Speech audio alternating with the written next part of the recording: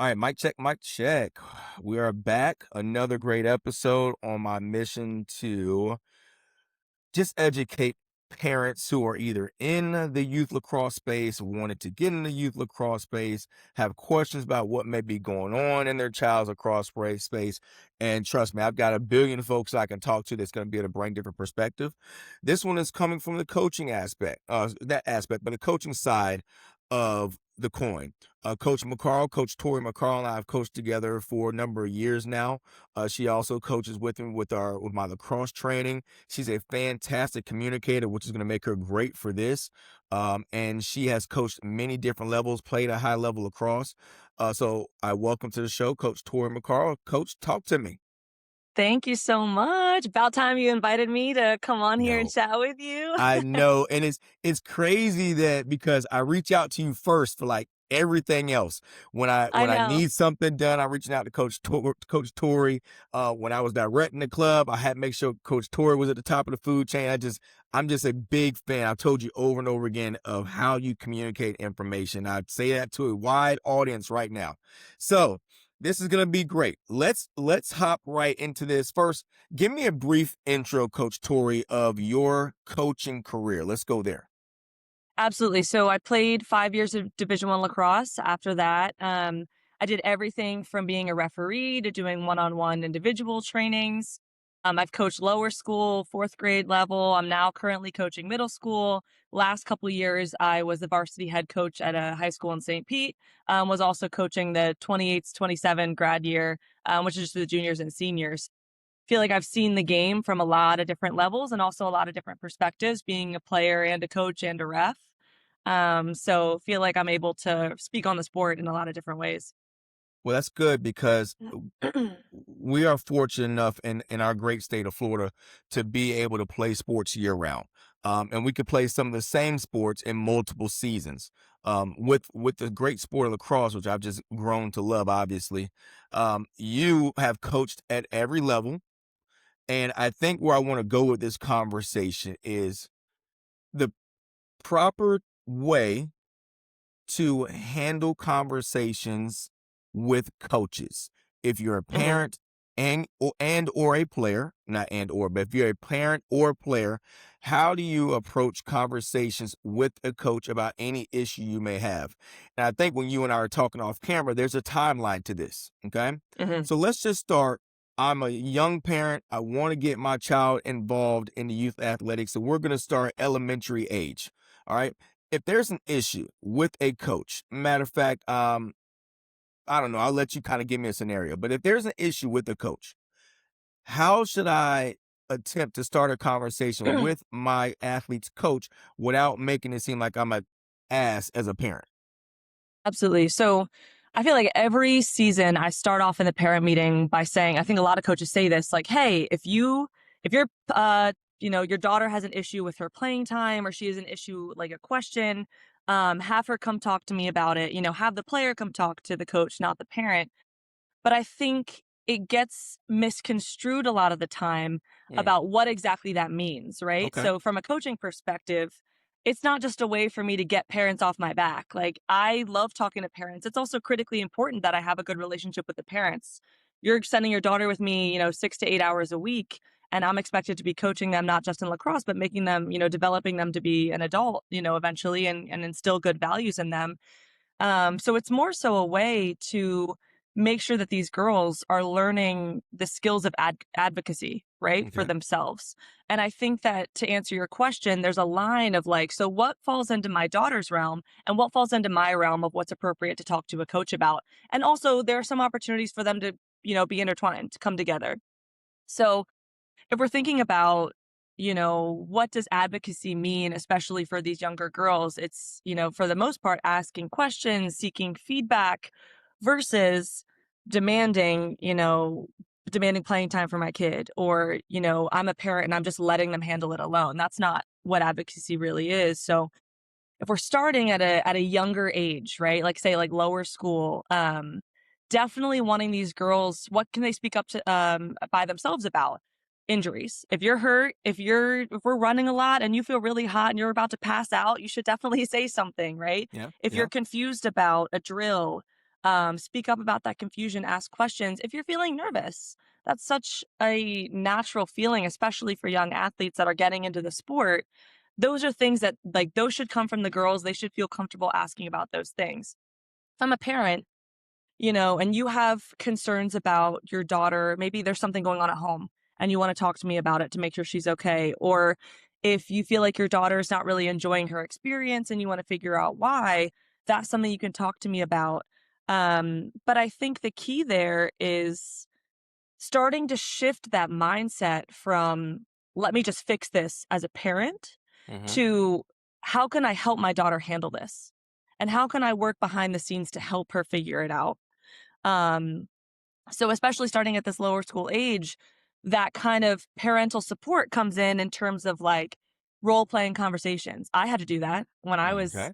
an early athlete. A lot of young girls are high achievers, but it also means a lot of them are people pleasers. I had that problem when I was a young girl, and me and my dad had to work on, asking for what I wanted, asking for more playing time in a way that was respectful in terms of like, how can I get better? What are you not seeing from me that you need to see? And really practicing those conversations at home. It sounds silly, but he would help me with that. Mm-hmm. So I think for the lower school, especially, like, as they're getting into it, it's more of a, role playing in a low pressure way. The parents are more heavily involved at this stage, but letting the girls still speak up for themselves. All right. So let's all good points. And I like the role playing. Like that is a good one because especially at that young age, and if you have an athlete or a child who's just getting into athletics, being a coach pleaser is a real thing. They don't want to piss Yeah. off their coach. They like their coach and or they know the other side of the coach that the parents don't get to see. So they may be a little bit shy and holding information because they don't want to say anything to the coach to get the coach pissed off. And then they don't want the parent to go say anything to get the coach pissed off. And now Yeah. whatever issue they might have, it's not going to be solved, right? Early, do you in that age group, that elementary age group, what is the Yeah. issue that you think you have dealt with the most? What's the one thing that usually comes up where the conversations could be a little delicate or parents try to solve quickly instead of coaching the kids through those conversations? That's a good question. Mm, I think for that age, the issue that I mostly get is, and it's almost an issue of I guess, understanding and of confidence, right? So some of these girls are just so young that they're still trying to grasp some of these concepts. And I never want to dumb it down for them too much because we've talked about this a lot. Like, young girls can handle it. Like, if yes, you they teach can. them, they will learn and they will respond. Yep. So I think the issue of understanding, and not babying them too much. I know they're little, but like making sure that we're treating them in a way that's going to make them progress. But then also that issue of confidence. Like, she's scared to try, she's scared to make a mistake, and all, I think about it in terms of like, if they're getting, confidence and enough to talk to me one on one about a question that they have, that's building that courage, that bravery off the field that will then translate onto the field. If Uh-huh. you are gaining that confidence and just being able to talk to me, like, that not only builds trust between the two of us, but then when you get out there, like, I trust you to be able to do the work. Try Right. something new. It's okay if you make a mistake. So I think, for that age group, those two things especially. Parents, I think, just want to make sure that their kids are having fun at that age, especially that they're learning. You don't see as much, in my experience, like the the kind of background chatter about like, so and so's daughter's playing over mine. They're just too little at that age. That comes later. So speaking of that, I have a point that I want to make. I'm gonna wait because now you're kind of getting to the chatter that I wanted to get to. So As now we let's age move to up, yeah. that's right. There it goes. So now we're gonna age up to middle school. Middle school, from my experiences, was all the crap happens. It's where all it is the boiling point of all the just crap. All right. And then I've got good relationships with still some folks who are in the middle school age. I said, just wait till high school. Like my daughter just got out of middle school. She's in high school now. Everything has smoothened out. We don't worry about it. It's so funny. It's like the waters have calmed. Okay. So now we're in the middle school age group where I think you may have some very dedicated parents like myself who's very involved with the progression of their athletes development.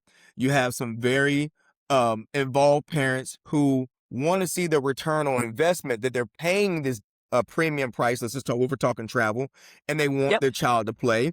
And then you also have some parents who might not be so involved, don't necessarily know the progression, but they're seeing somebody else play and they're making those comparisons to another child, right? So now these type of conversations are what coaches have to deal with now. So let's move into that middle school age. I want to start off with, what is the number one issue you have to deal with when it comes to conversations with parents or players at the middle school age group? We're being candid on this podcast. I Let's think, do it. from my perspective, as you mentioned, the middle school age, to put it, kind of frankly, is a little bit of a weed out period. Mm-hmm.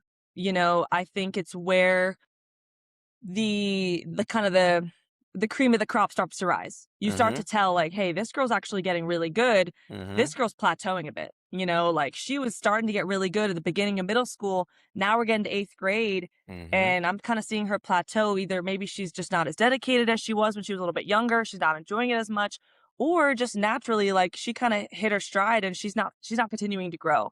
And Mm-hmm. I think that the issue I feel like with this age group sometimes is parents, when they don't want to accept that their daughter isn't progressing as quickly as some of the others are, Mm. or maybe she's not progressing as quickly as she once was, when she was younger.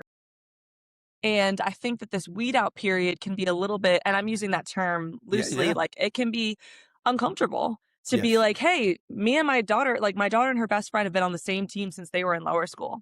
And now all of a sudden she's trying out this year, summer going into 8th grade. She's put on the B team and her best friend's on the A team. Like, what do you mean that we're separating them in this way now after they've been together for so long? Ooh.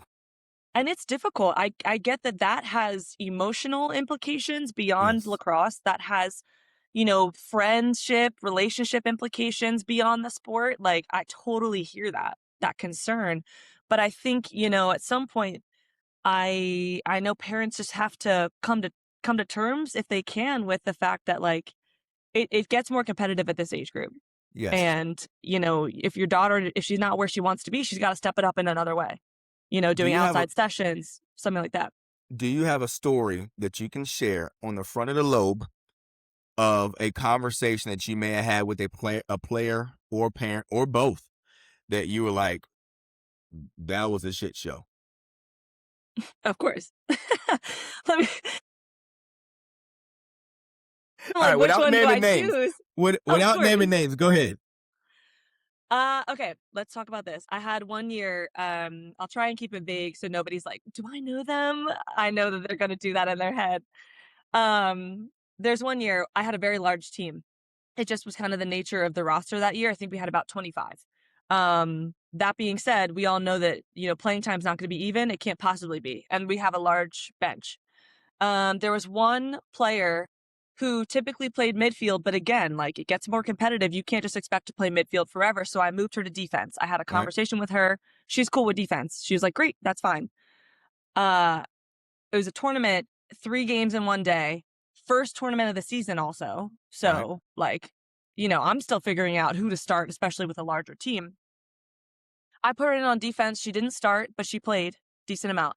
After that first game, her mom came up to me in the middle of a tournament. Big no no, big no no.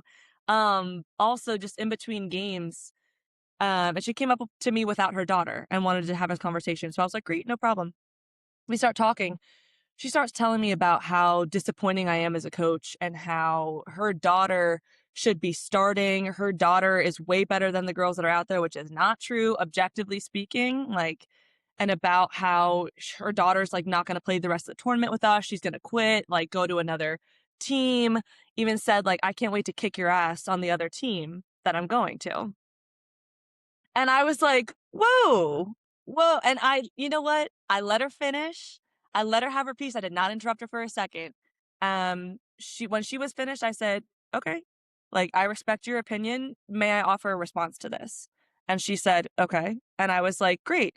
This is the first time I'm ever hearing of your daughter's unhappiness with her position. This is the first time I'm ever hearing of this. She and I talked about it. She's good on defense. Like, this, I don't know where this is coming from, but in the future, may I, suggest that I would encourage, if your daughter has an issue, like, have her come to the coach and talk about it earlier than this. Also trusting that, like, this is the first game out of a long tournament. Lots of people may have questions about their playing time or their role in the team. Like, I'm still absorbing it and figuring it out too. So, like, in the future, maybe we could go about this differently. Maybe you could have your daughter come talk to me if she has an issue, or we could come have the three of us talk to each other together. Her response to that was, "Well, I need to speak for my daughter. She's shy." And I'm Mm, like, okay, is this how it's okay. gonna be for the rest of her life? Like, if Okay. she has an issue in college, is mom gonna come in, mama bear, steamroll everyone? Like, if she has an issue in her work life later on, she wants to go for a promotion, she doesn't know how to ask for it. She Right. doesn't know how to advocate for herself. Right. And that's why these conversations are so important. I honestly, the only emotion I had was I felt bad for the daughter. I wasn't Yes. even mad. I was like, this stinks because she does have potential, but her mom is just taking away from her opportunity by being so overbearing. Boy, I got to take a note real quick because I want to make sure I ask this question at the end. I do not want to forget it. Okay. Da-da-da.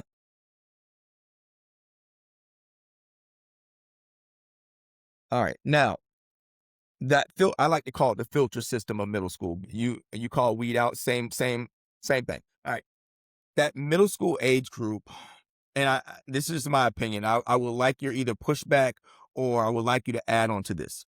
I think as a young lady develops, she's going from 7th to 8th grade, right? She starts maturing as a young woman, going through things that young women go through at that age. She starts to have different interests, outside interests that start to come about as you start getting to those age groups, whether that be socialization, whether that be attention from young men or women, whatever the preference is, attention starts coming through, and now they're not so focused on a sport, right? They're kind of doing the sport because relationships and maybe a peer is doing that sport, but they really are not locked in on it. So now other things start to become a distraction, or the sport's a distraction from what they would really like to do. Okay. So when they get to that age group, and a parent could see that, but they may not want to admit it. All right. Mhm. Whatever. I couldn't tell you. They may not want to admit it. But now, once the playing time starts to dissolve or starts to drop because you, as a coach, observing something on the field that's not, that the parent may not, it doesn't match up. Right. So now, when you go to try to relay that information, I think a lot of times parents know my daughter's not locked in on the sport, but I just paid all this money and I don't want to see her on a bench. I know she doesn't put in work on the field at home or any outside work at trainings. I know she doesn't do that. I know she's on TikTok. I know she's laying on her bed talking on the phone. I know she's at so and so's house, but I don't want to see her on the bench because I just paid all this money for to be here for hotel, for gas, airplane, a tournament fee, and the cost of whatever team she's on. I think that's part of the frustration. Not Mhm. so much at you as the coach. It's more so a frustration at the child that they don't want to give to the child. They rather give it to you because Mhm. ultimately you're in charge of playing time, but the child is responsible for her, in a way, her development, and he or she her development. But they can't fuss at the kid. That I think that has something to do with it. Am I like on a whole different path, or I think coaches get the brunt end of, I guess ultimately I think you get the brunt end of the stick for the frustration a parent may have at their own child that does not go at the child. Talk to me. What do you think? I think that's a really good point. I honestly have never thought about it that way before. 'Cause normally when a parent comes to me and they're frustrated with me, my first look is inward. I'm like, "Oh, shoot, like, am I doing something wrong?" And maybe that's the case. I think that's a healthy thing to think about, but a lot of the time, maybe it is just a projection of like, "Hey, you know what? Like, part of it is frustration with a kid, part of it may be frustration with themselves. They don't know what to do about their kid not being motivated." And so they're like, "You should be the one kicking my kid into shape," like, and then they come out at me for that reason. Okay, moving right along to high school, Yeah. where you've had the privilege of coaching let's just say, two different levels at that age group. One Yeah. where it is a supremely competitive travel scene, another in high school where you may get girls who only pick up a stick during the high school season and they're just kind of theirs to do something during spring. All right. So let's say take me down both lanes. Let's go on the high school side. What is your experience being a high school coach and maybe your frustrations that you may have had in conversations with your high school athletes? Yeah, it's so funny. They're so different. Like at the high school that I was coaching at, half the team was brand new. They never played before. Mhm. So part of the frustration that I had was, how do I get these girls to care like about this sport? Like they want to have fun with their friends. They want to do something that's active, and that's fantastic. They want to have fun. I want that for them too. But if you have girls who are like, I have so and so's birthday party, I'm not going to be there. I'm going on a trip with my friends, I'm not going to be there. How I can't even really get like, mad at them or discipline them because then they won't show up at all. Yep. Yep. So that can be really difficult of walking the line of having respect for me, having respect for their teammates, having showing some dedication and commitment. They committed to play, but also not wanting to, go on too strong and have them quit. Right. So I think that was really frustrating for me, but at the end of the day, like the girls, if they love each other and they love having fun out here, they'll show up. Mhm. Something I really wasn't expecting when I stepped away from the high school scene. A lot of the girls I just stepped down this past year, they didn't come back and play anymore. Mm. And that to me was a huge surprise. And I'm not trying to be like, oh, I'm such a good coach that they don't want to be coached by anyone else. But I guess, like, in my experience, me growing up, I just wanted to play lacrosse, and if I had a Mhm. great coach, I loved them. If they stepped down, I'd be like, "Man, that stinks. Who's next? Like, who do we got next? Let's just see." I'd mourn it maybe and be sad, but I'd be like, "Alright, hopefully the next one's okay." But these girls, like, if they don't like the coach or in high school, like, if they don't like their teammates anymore, they have kinda drama from A to B years, they just quit, and that's been different for me and kinda difficult for me down here. All right, go to club. Okay, Go to club very different. because we're in a state that is evolving in your sport in lacrosse. We're evolving, right? We're churning, we're trending in the right direction. We have teams who have capabilities of being really freaking good, but they might not know what really freaking good looks like, right? They haven't run up on it on a consistent basis. So now, take me through the conversation. Let's go. I'm writing down one more note. Okay. Mm. I'm All right, because scared with because that this little this giggle. this is what I want. Like these good conversations, I like these. I just want to make sure I don't forget because things go through my head. All right, a conversation with with the athlete at that level. How do those usually go when a child is probably not getting the playing time that she thinks she deserves in high school? And how would you like it to go? Okay. Um, Here's how it sometimes goes is so the child and the parent, I think, have good intentions. The first conversation being like, hey, she'll come up to me and say, hi, Coach Tori, I would love to know, like, how I can get more playing time, what you'd like to see from me on the field. Asking that question. Totally valid question. I will then respond and say, "Hey, thank you so much for talking to me about this. Like, let's keep this conversation going. I need to see XYZ from you. Like, Okay. here's, and I won't ever compare, kids on the team. I don't think that's fair, but I'll say, like, a lot of our starters, they're able to do these things. And I feel, and as a preference as like as a coach, for example, we're talking about defense. I like defenders that are fast and really aggressive. Okay. Some defenders, maybe they are a little bit slower and they get beat on 1v1s. 1v1s are really important to me.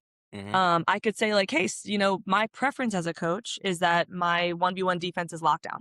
If you can get that to that place, then we'll be at a starting position contender, right? Hmm. You can never guarantee it, but that's what I would need to see. That conversation happens, all good and dandy. Times, what I don't like to see, but what happens a lot is the conversation ends there.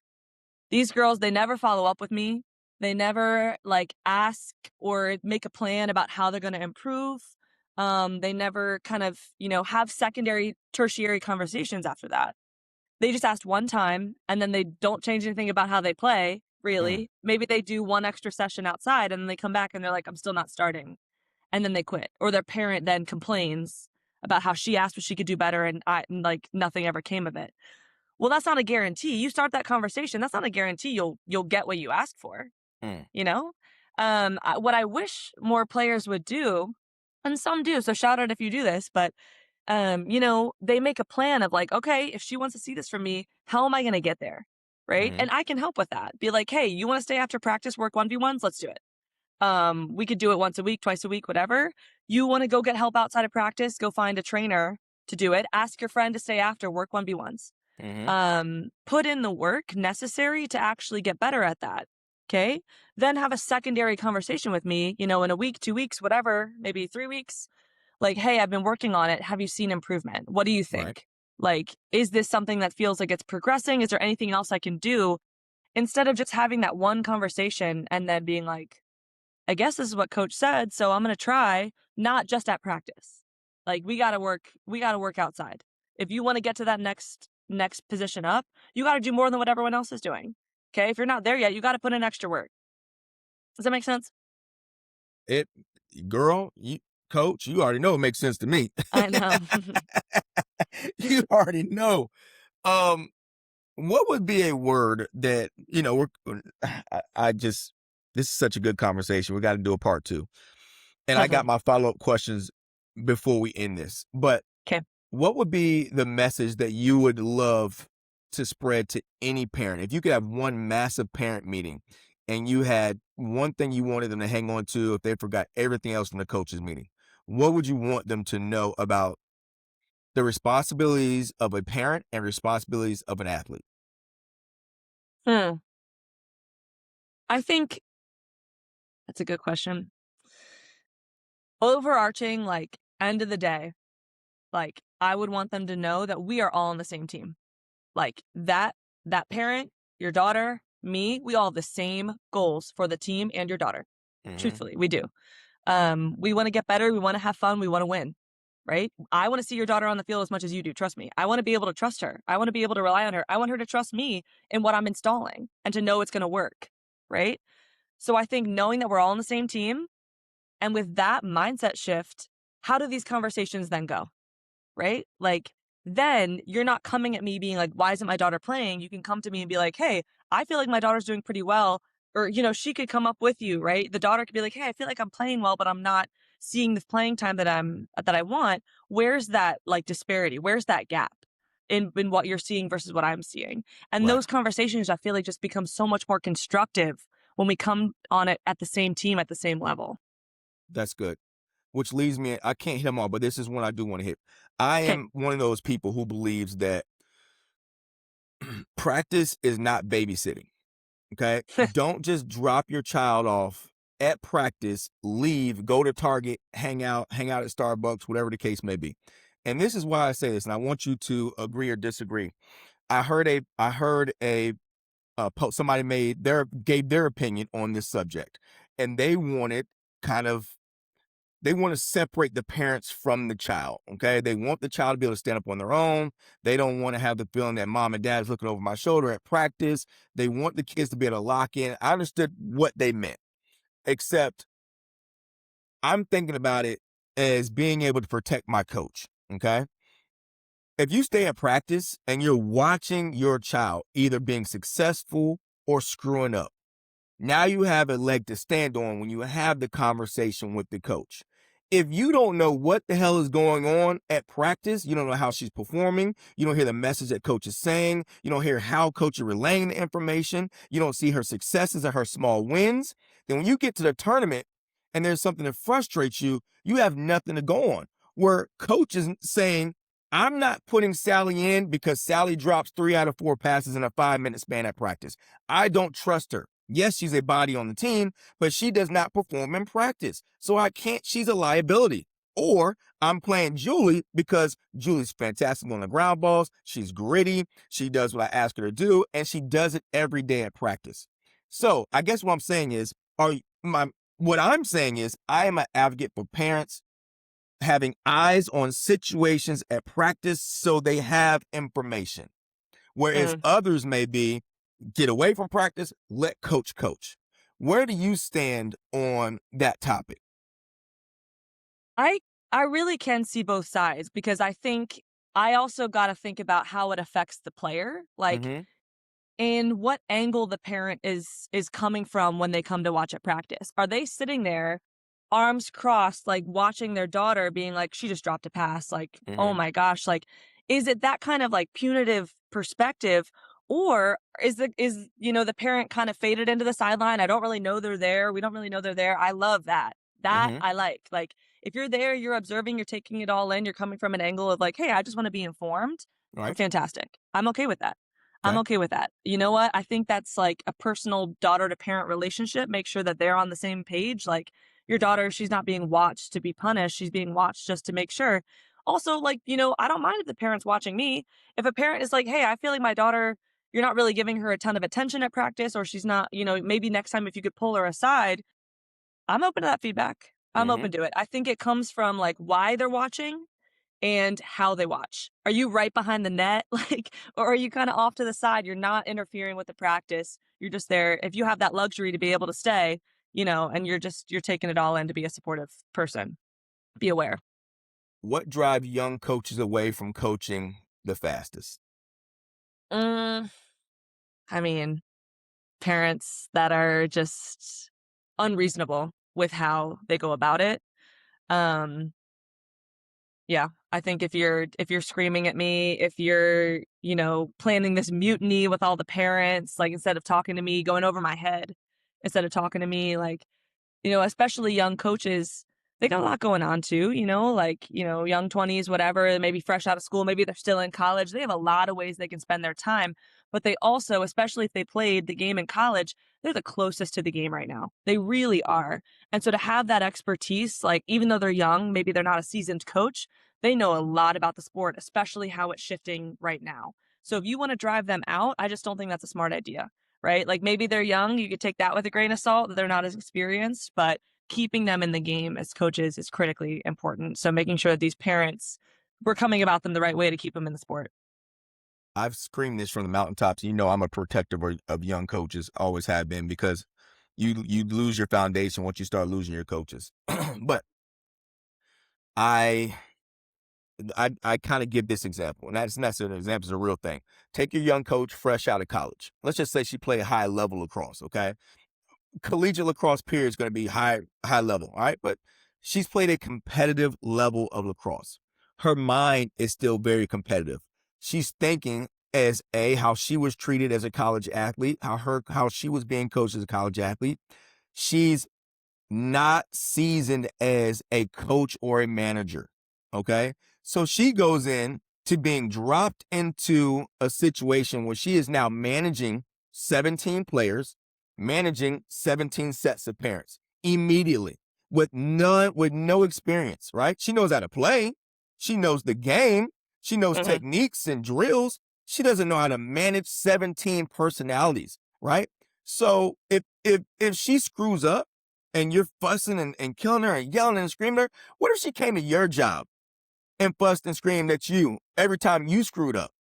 Or you missed something at your operation, whatever the hell you do, right? So I think there's a learning curve that needs to we as grown adults at my age need to help young coaches get better as young coaches and help Hmm. them develop the management part, which is so key to being a good coach. Not because you know X and O's, not because you can call plays, not because you can give the best player on the team the ball, but you have to learn as a young coach to be able to manage personalities, have certain conversations. That's why I talk to you a lot.